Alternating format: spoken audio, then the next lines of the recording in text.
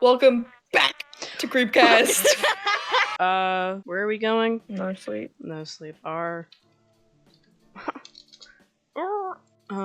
daughter's been coughing up insects? Question mark. Okay, I'm gonna read you a few titles and you decide if we read them. Okay. First one. My daughter's been coughing up insects. Stop. Second one. Someone killed my sister. We don't know who did it. Third one. I fell in love with my neighbor's wife, but I think there's something wrong with her. I kind of fuck with the first one and the third one. Okay. The one that's just like, someone killed my sister and we don't know who. Like, that's very common. I don't know if you know that, but that's very common. I don't People know if you get know. killed. People get murdered sometimes, and usually we don't know who did it. There's a whole unsolved murder. I don't know if you know that. Someone killed my sister and I don't know who. I mean, like, R.I.P. your sister, but like, let's get creative. I think coughing up insects. I think that'd be cool. Ooh, Yeah. like my eyes drifted and I just saw cough, cough. No is hate there to a lot of relative dialogue? obscurity, but I don't know if this is good. All right, Okay, let's pick characters. I don't know who the characters I'll are. be Journey, I guess. I'll be our protagonist, and then you can be husband, or yeah. This dialogue is bad. What okay. if you're the man, you wear the pants. Okay. And I'll do like, cause then you can read like the blah, blah, blah, blah, blah, Yeah. and then I can read the wife and the daughter. Okay. Okay. Right. My daughter's been coughing up insects.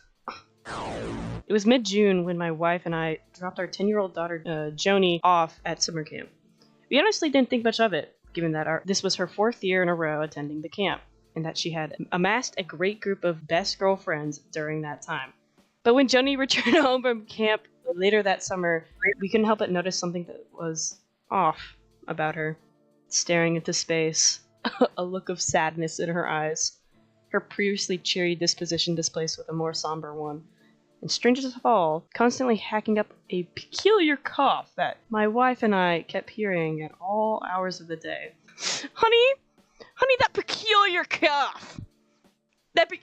Been hacking up a lot lately, guys. What the fuck is wrong with her? My daughter went to lesbo camp and now she's all depressed. Like, Gosh!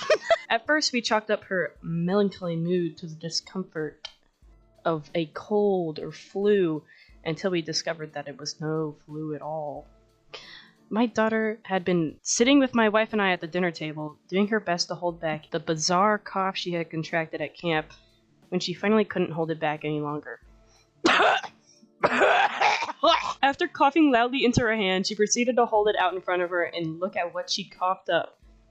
Suddenly, Joni's eyes opened wide, as if she was terrified by what she had seen, before she closed her fist.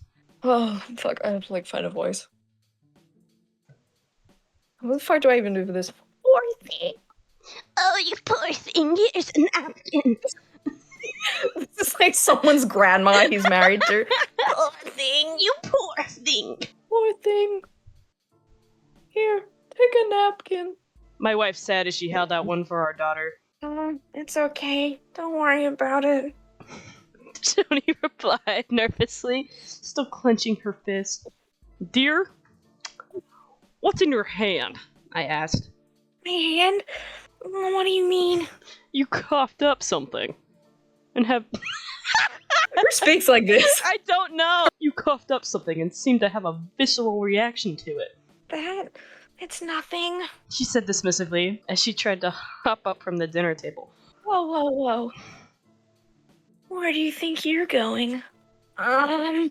Just to throw something out. Something? I asked. Joni tried to think of an excuse, but ultimately shrugged her shoulders and gave up. Okay, fine. Yeah, but it's something gross. Gross? We're your parents, dear. We've changed your diapers as a child. I think we can handle it. Are you sure? She asked before pleading with us. Just let me throw it away. It? Okay, enough is enough! Let's see it, I said, as I pried her hands open. Suddenly, both my wife and my jaws dropped as we saw the it she was referring to. I mean my penis. Straight up jorking it. An enormous, slimy maggot, still alive as it writhed around in the palm of her hand. I nearly threw up on the spot as my wife kept her composure and tried to make sense of what was happening. That came. This is spaced so weirdly. That came from inside you? My wife asked. Yes. This has happened before? Yeah. How often? Every time I cough. Is it always maggots? No. Sometimes it's spiders and centipedes and... Flies, I interrupted, remembering the strange number of flies I had seen in the house of late. Yes. When did this start happening? At camp. What happened there? I asked. The girls, they... Before Joni could continue, she coughed again.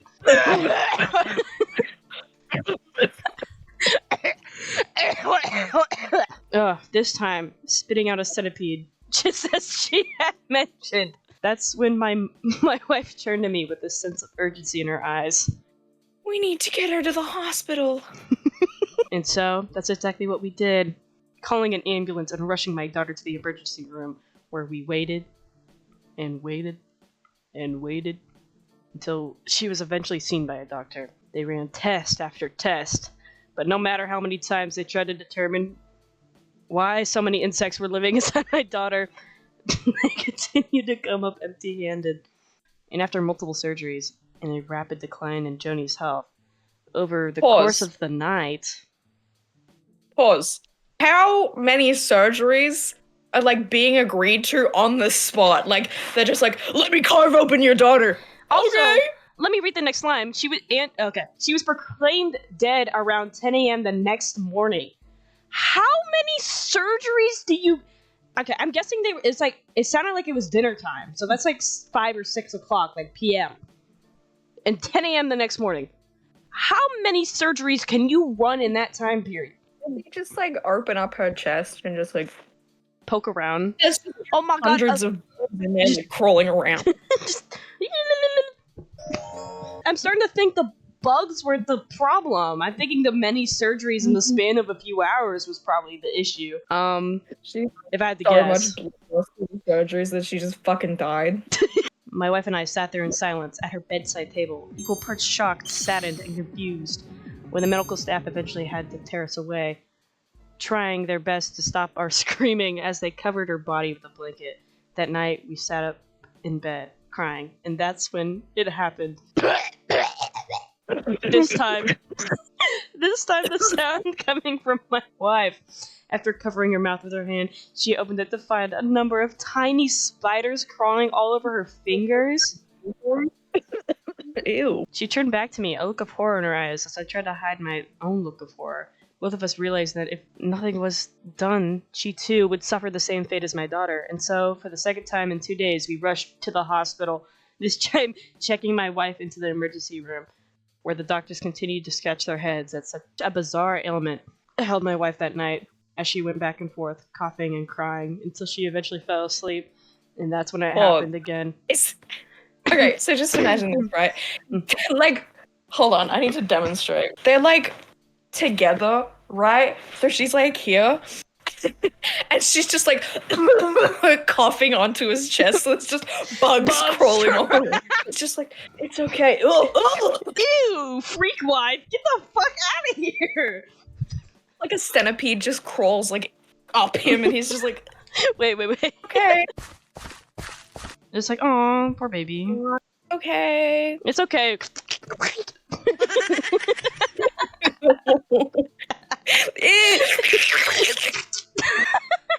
And that's when it happened again.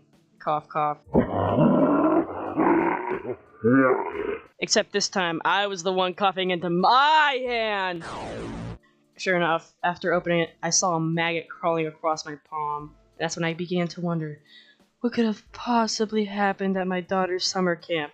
So in the whirlwind of having just lost a daughter, checked my wife into the hospital, and discovered that I too was infected, the only thing that I could think of, sneaking out of my wife's hospital room, making my way to the parking lot, hopping into my car, and setting off for the camp. We got The ourselves a only detective. thing I can think of.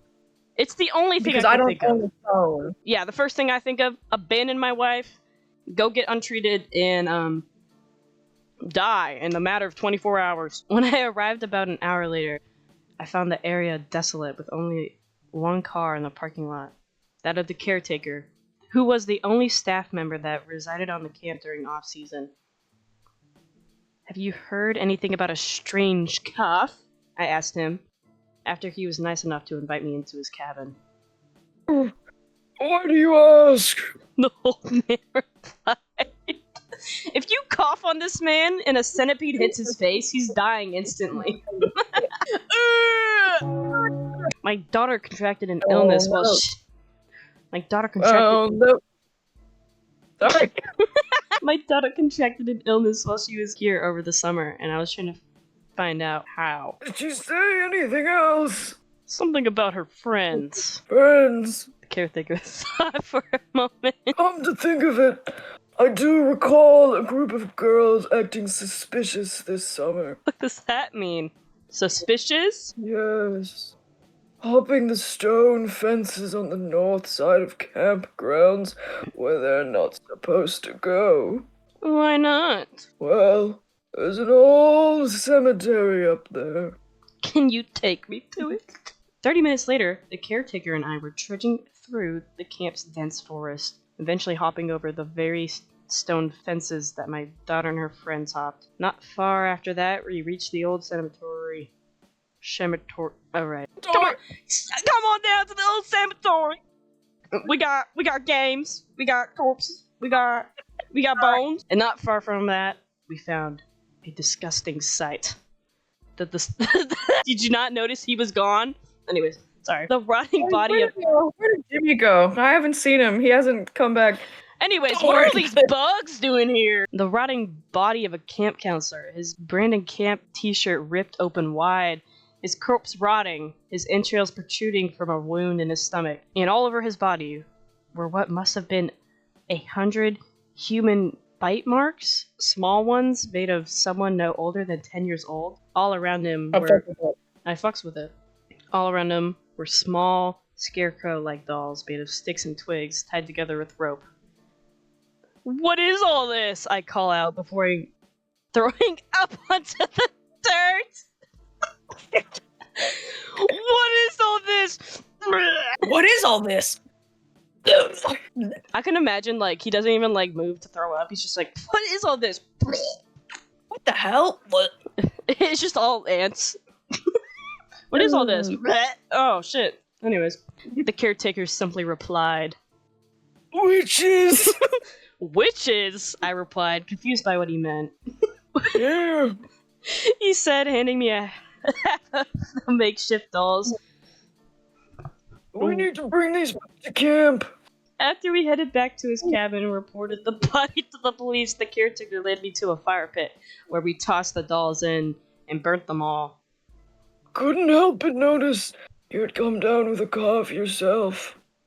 He said, clearly having noticed my illness over the course of the day. Unfortunately, I have. And my wife. Don't worry, it'll be gone by morning. How do you know for certain? Every few years, the witches in those woods possess campers. I wish this was the first time it happened. But I'm afraid it's not. And I doubt it'll be the last. Close the camp. The fucking camp. You basically murdered that poor camp counselor. He had... What the fuck is this? Let me look at this. Open the gates. I stood there for a moment, speechless, before eventually willing myself to thank him and hopping back in my car, where I returned to the hospital and sat down beside my wife.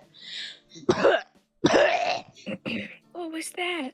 My wife asked. awakening to the sound of my cough, but too tired to process what she heard. "Don't worry, I'll tell you in the morning," I said before she fell back asleep. Not long after, I fell asleep right beside her. Sure enough, when we both woke up the next morning, our coughs were gone. Next week, we held a private funeral for Johnny, and after telling my wife what happened at the camp, we never spoke of the witches or the insects or the caregiver again. But no matter how hard I try to put the terrifying event behind me, every time I hear someone cough, I can't help but think of the camp and wonder if some poor soul's daughter is out there somewhere, coughing up insects.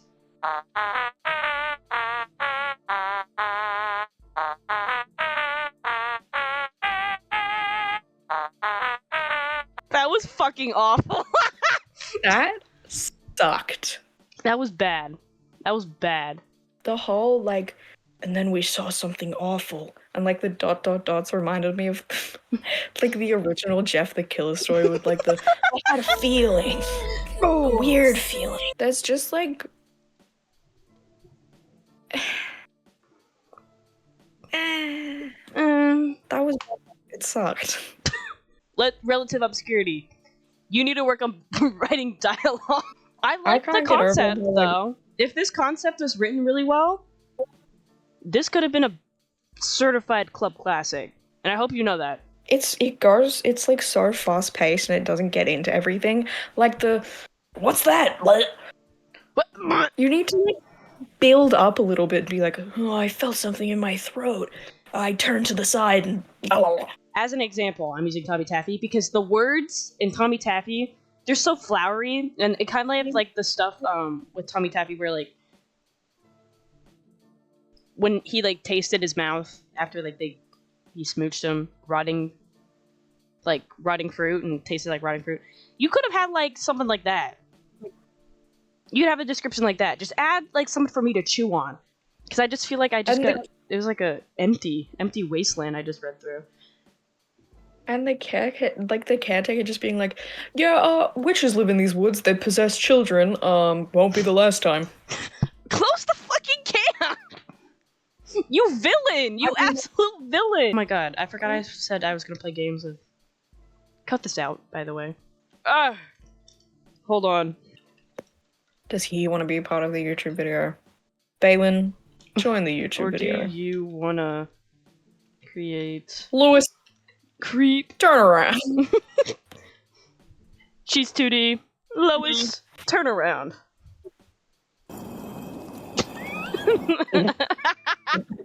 Beautiful. We do a 3-way creepcast. The 3-way creepcast is insane. Welcome, Balin. Let's go. Hey. We just read a really bad story. It was actually really bad. What is the question? Where are you like grabbing these from? Are you grabbing them from like newest? Yeah, these are like this was posted 2 hours ago. The next one was posted 16 hours ago. Like it's pretty recent.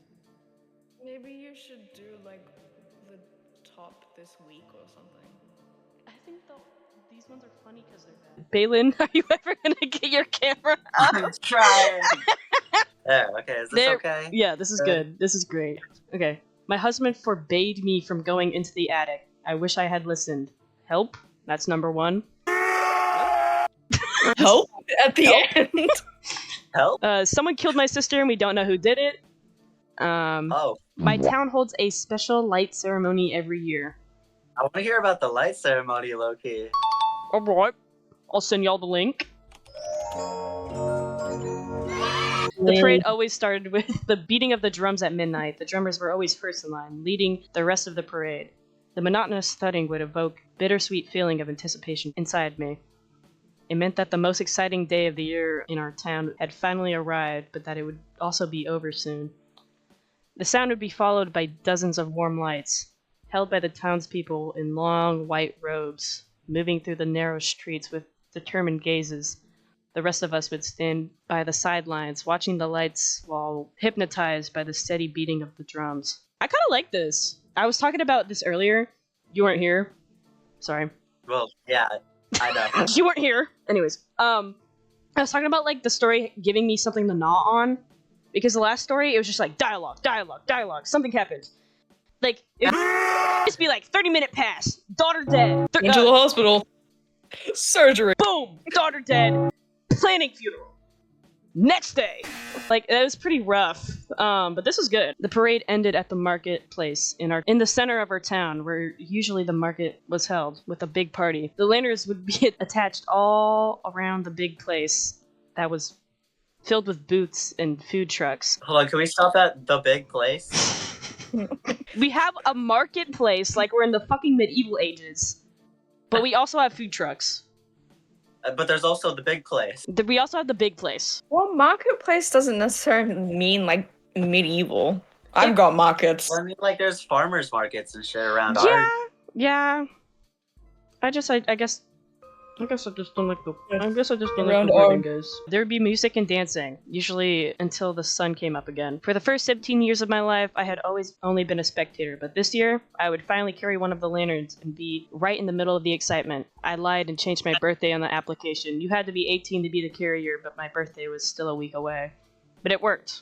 When I received the letter in my official invitation to be a carrier, I shrieked so loud that my parents thought I was going mad. My father was born in the town and had carried a lantern himself a few times when he was younger, but my mother only moved here with him a few years before I was born. Carriers couldn't be older than 30, so she never walked among them, but she had always insisted that she didn't mind because she found the parade itself slightly eerie. She only liked the party.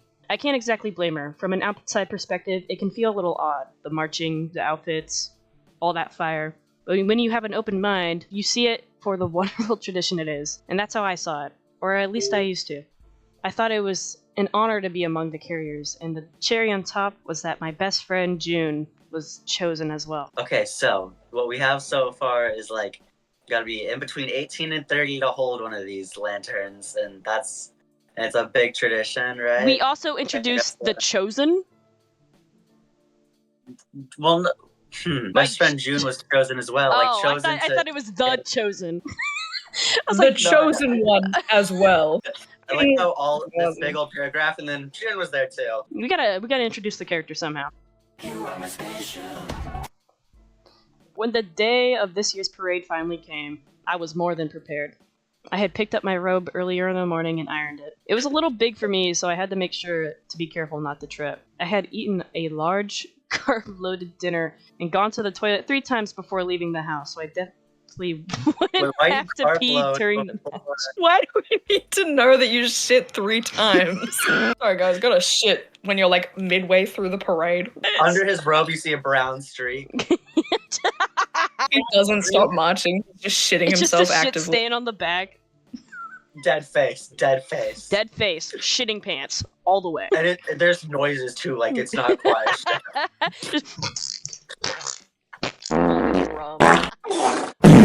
Shits with every step. SpongeBob sound effects. Most people who saw us in our robes on our way there smiled at us and waved, but some also had solemn looks on their faces. I don't know. I feel like you can't just have right next to. There's probably some freaky shit going on. We're just like,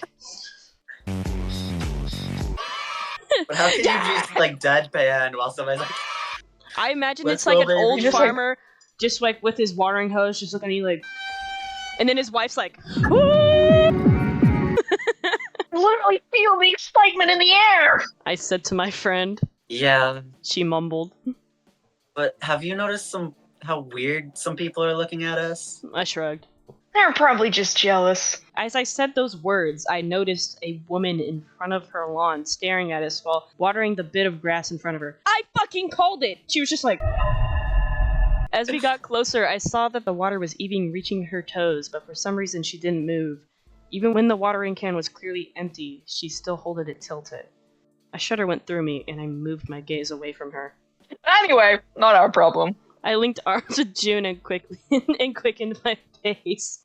And how excited are you for the party? This is the first time my parents will let me stay out all night for it. A grin spread it all out. across her Yeah. face. You mean the first time they know you stayed all night? June, you're so silly. The meeting point was already packed with people. Most were wearing robes like us, but there was also volunteers hitting out lanterns and matches, as well as some water bottles and energy bars. The drummers were readying their instruments And this year's parade leader, Maximus Abrams. Maximus Abrams. Alright, walked around with a clipboard explaining to everyone which position they would With a have clipping in board, life. actually. First time carriers, he said as a way of greeting us. We both nodded. Wonderful! We're excited to have you in this year's parade. I'm sure you'll have a marvelous time. As he took a quick look at his clipboard. I'll put both of you in the 7th line so you can be together. But, and he really emphasized that word, no chatting during the march. The only sound will be from the drummers. You have to be focused and keep the pace, and whatever happens, do not get distracted. There are marchers behind you, and if you suddenly stop or trip, we will have a line of dominoes all falling on top of each other. He stared at us with eyes so wide I thought they might pop out at any second. That's a weird way of saying lock in. Yes, of course. June said, the side of her lip slightly tucking upwards. Fantastic! And remember, do not light your lanterns before you hear the drums. And with that last instruction, he left us and moved on to the next people. The last hour passed in a heartbeat, and before I knew it, we were already getting into position. June was on the left and I was in the middle, and then the person who would be on my right showed up. Hey, Cassie. I heard in a familiar male voice. Oh, hi, Darren. I smiled. Darren lived in my neighborhood, and his parents were friends with mine, so I met him a few times before. It was 5 minutes before midnight, when one by one the few houses around us all turned dark. It would be the same on the other streets on the route. It was a custom that anyone who was still at home would turn off their lights so that the lanterns had an even stronger effect on the night. I don't think I'll ever get used to this. Darren mumbled. I just realized his name is Darian and not Darren. I'm just gonna say Darren. I've been already calling him Darren. Have you done this before? I asked. Only once, last year. I saw Jean peeking over from my left side. How was it? She asked. Kind of freaky, but fine. To be honest, I don't even remember much of the night. He laughed. Someone behind us shushed us, and we stopped talking. Next, the street lanterns turned dark, and as we stood there in the pitch black night, not making a single sound, the first drum signaled that it was midnight. It was followed by the other drums, beginning a steady beat and signaling us that it was time to light the fires. I looked over at my best friend and saw her smile light up in the warm light, and then we started marching.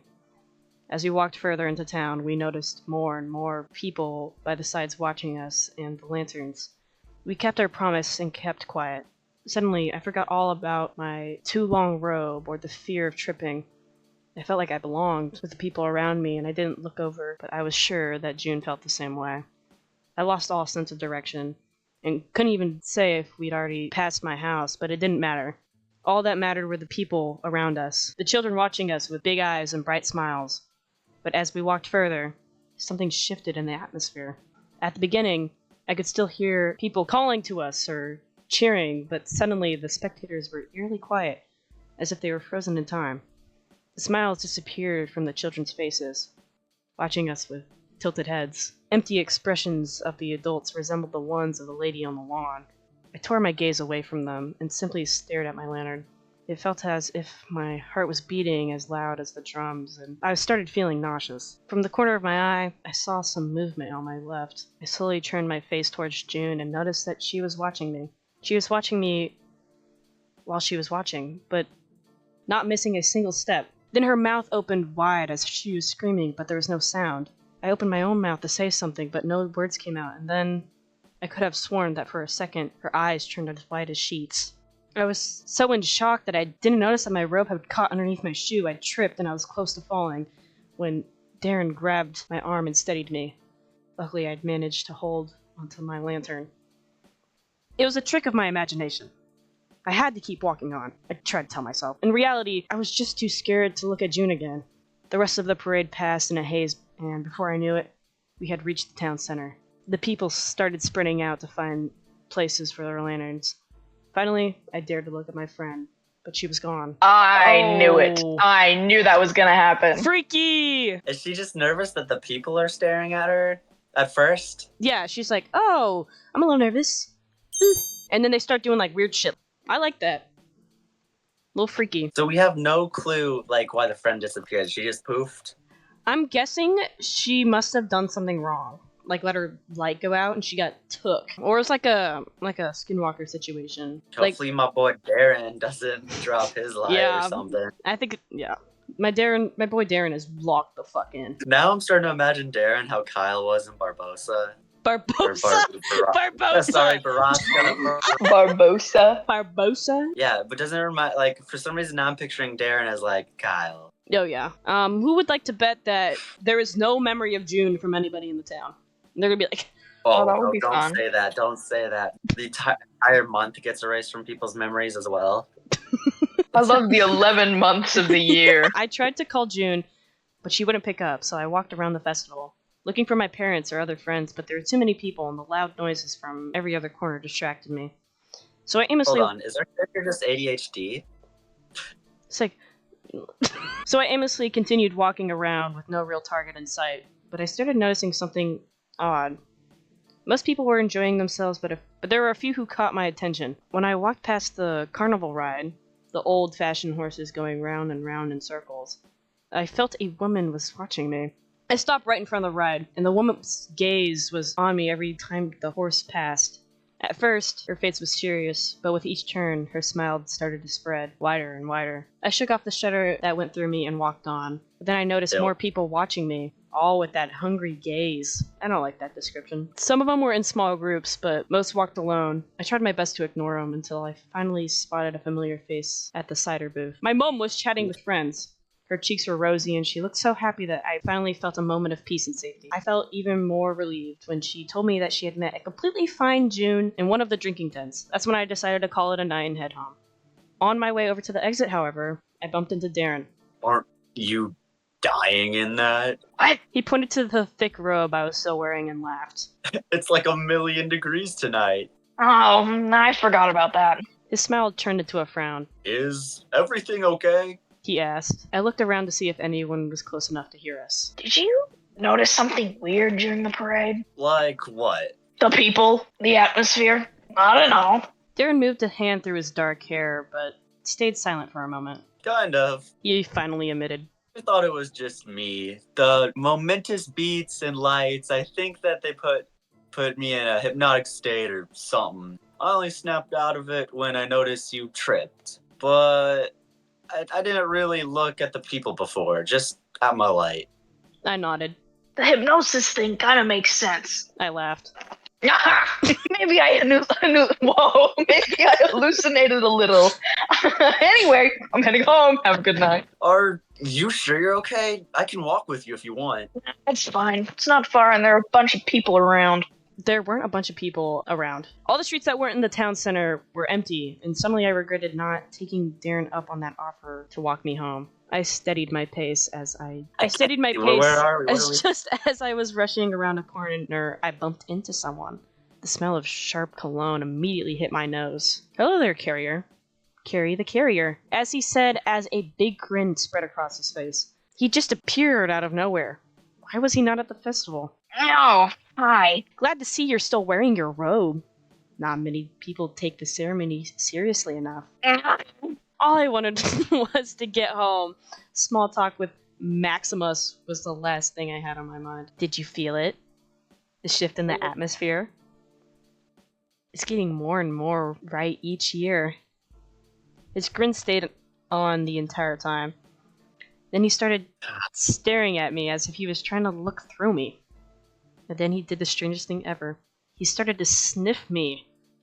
Suddenly, a deep sense of unease settled in my gut. Something told me to get away as quickly as possible. My dad is expecting me, and I should get home. I lied. He nodded. Not yet, I see, he whispered, the grin leaving his face. Oh, good. Oh, I don't think I like where this is going. I could have Please don't sworn go it would to, be like, you, but don't worry. You still have time to be chosen. I wonder if You're not ripe enough. I wonder if I should just push him and run, or whether I was just being paranoid. But before I could make the choice, I heard footsteps behind us. My heart almost left my chest as I saw who was approaching us in a long white robe. June. I muttered, relief rushing through me. She embraced me from behind, her nails digging into my stomach.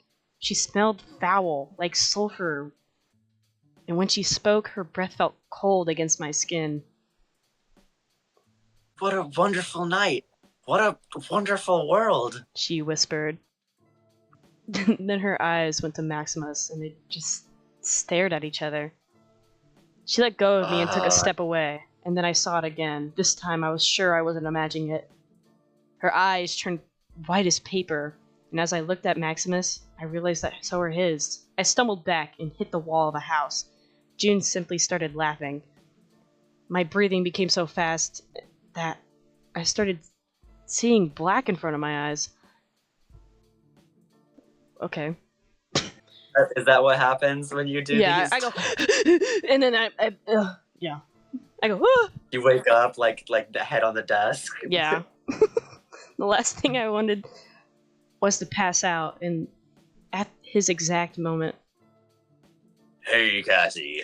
I knew voice pulled me out of my sudden trance. It was Darren, walking up to us. I glanced at June and Maximus, whose eyes had turned back to normal. June gave me the sweetest smile.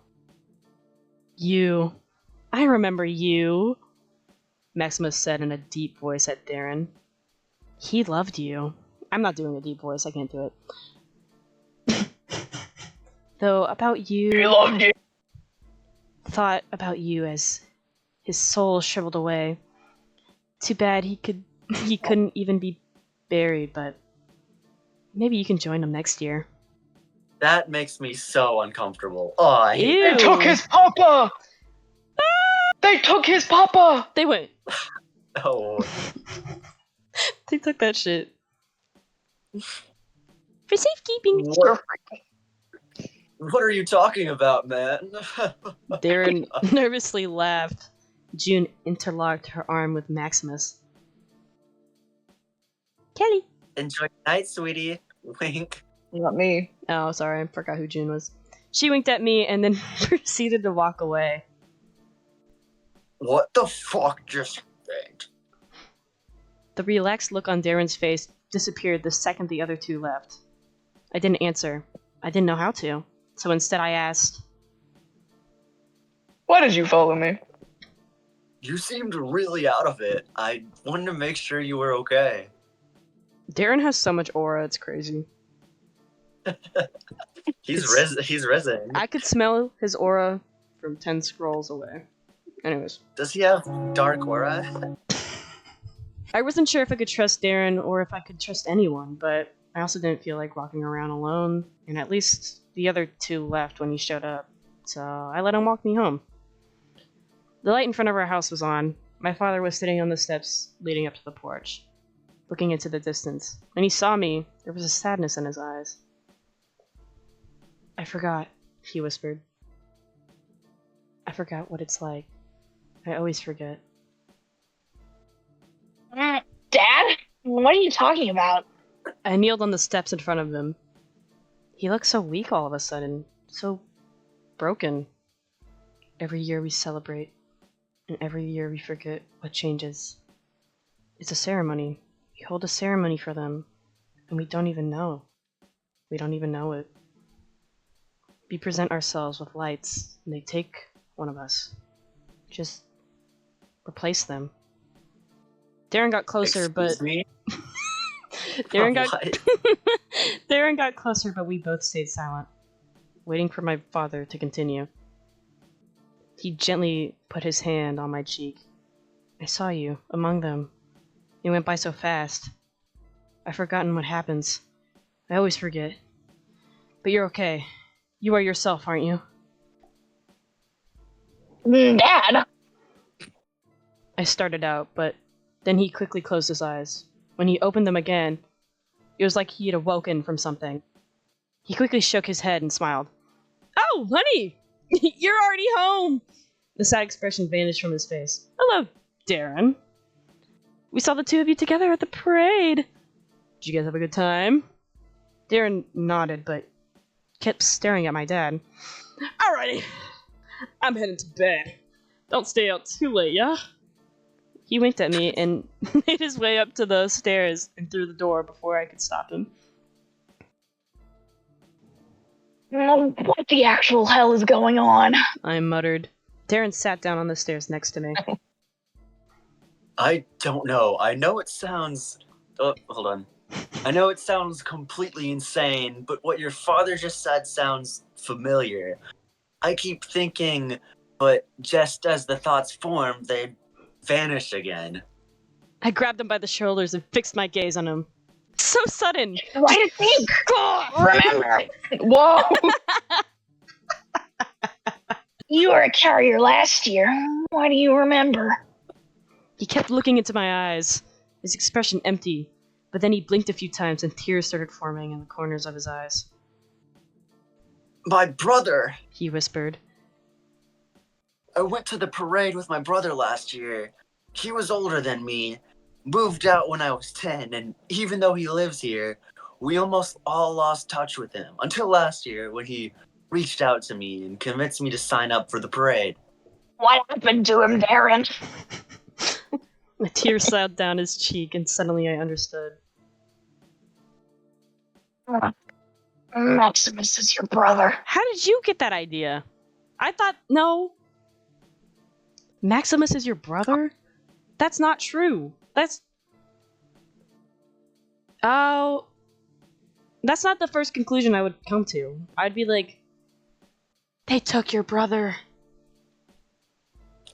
Yeah, but what her dad said before, We present ourselves with the lights. They take one of us. Just replace them. She could have been like, take one of us with the lights. June, replace them. No, fuck Maximus. So it sounds like Maximus was taken last year, June's taken this year. Yeah, spooky. Maximus is your brother. I took his hand in mine, and together we just sat there, defeated and scared. We sat there until the memories disappeared from Darren's mind again, and I was alone. All alone with the knowledge of something horrific that nobody in my town would ever believe. All alone, mourning the life of my best friend. I try to remember June's smile in the warm light, the look of anticipation and happiness in her eyes. I try to think about that, and not of the moment where everything was ripped from her. When her eyes disappeared, when she tried to scream for help but nobody could hear her. How the same thing must have happened to Darren, his brother, and countless other people here. And how it will happen again next year. End post. End of post. That's pretty good. That kind of ate. Can we sit down and digest that? I like that. Guys? I did like that. Okay, so putting it all together, this is it just the town or is it a city? What is I would this say place? this is like a weird town thing. Okay, Weird Town has a ritual every year where one of their civilians just gets took. I'm trying to decide if it's aliens or Skinwalker. Holy crap, Abby, you were right. June did get taken. And with the memory thing, no one will remember her. Or kind Yay! of. Yeah. Or at least her parents don't remember that they. I dislike. I like I like it in a normal concept, but thinking about it for too long gets me all. Yeah. That was pretty awesome, guys. I will upvote that. Also, Kelly, were you doing the person's voice as a joke or not? Okay, I couldn't tell if you were trying to do the MHA voice or if that was you acting. Oh, we got a professional Deku on the call right now. What? I realized halfway through when they called her Cassie that she was a girl, and I was like, oh, that's really cool. Kelly, that you could go from the British to the MHA voice. It just messed with me for a second. The British. That's an Australian rather. Oh, Australian? Oopsie, I didn't know. Don't get mad at me, but I have to go. Okay, Balin, thank you for your guest appearance. I'll send you the video after I'm done editing it. Oh, I forgot. This was being recorded. Yeah. Okay. Bye, guys. This was Bye, awesome. Ben. That was fun. Okay, so wrestling season might have started up, and I might have not edited this video in a really long time, but I'm going to post it now. I'm finishing it now, so the world can see it. I don't want to hear anything about, Abby, why does this video take so long to put out? I have practice every day twice, okay? Leave me alone. But yeah, this is the end of the video. I'll post the second half of this eventually. I don't know when that'll be, but this is the end of the video. Watch my bloopers. Bye! Oh my gosh. Tupac back. Tupac back. Yeah. Alright. Look at me in I my did the wrong eyes, thing. boy. Look at me in my eyes. Whoa, back up. Holy shit. Whoa.